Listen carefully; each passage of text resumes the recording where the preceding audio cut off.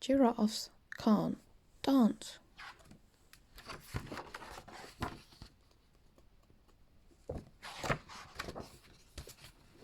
Gerald was a tall giraffe, whose neck was long and slim, but his knees were awfully bandy and his legs were rather thin.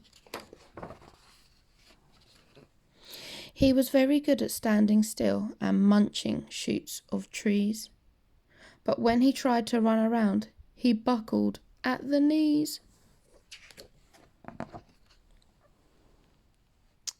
Now, every year in Africa, they hold the jungle dance, where every single animal turns up to skip and prance. And this year, when the day arrived, poor Gerald felt so sad, because when it came to dancing, he was really very bad.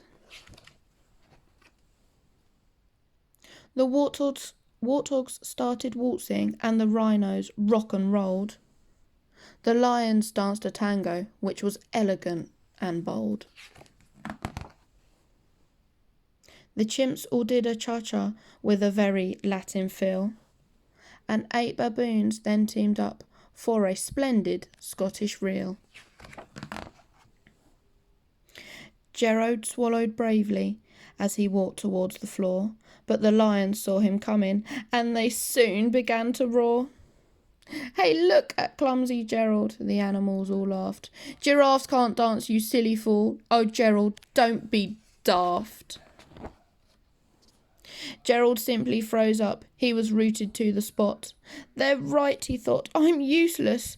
Oh, I feel like such a clot." So he crept off from the dance floor and he started walking home. He'd never felt so sad before, so sad and so alone. Then he found a little clearing and he looked up at the sky.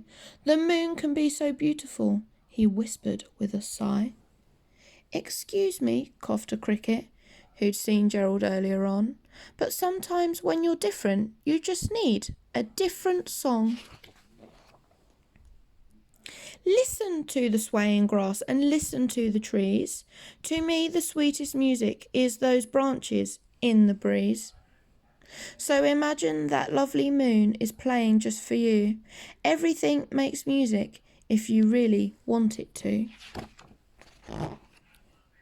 With that, the cricket smiled and picked up his violin.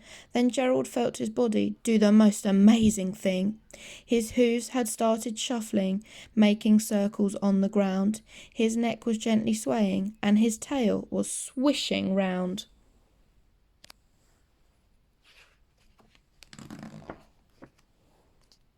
He threw his arms out sideways and he swung them everywhere. Then he did a backward somersault and leapt up in the air.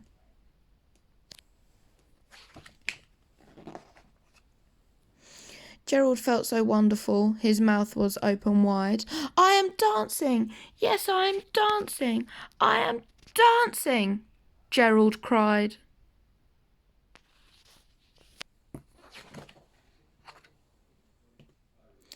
Then one by one each animal who'd been there at the dance arrived while Gerald boogied on and watched him quite entranced. They shouted, "It's a miracle! We must be in a dream. Gerald's the best dancer that we've ever seen."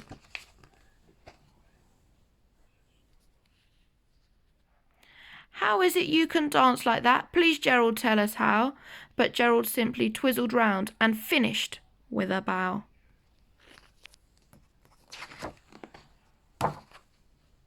Then he raised his head and looked up at the moon and stars above. "We all can dance," he said, "when we find music that we love."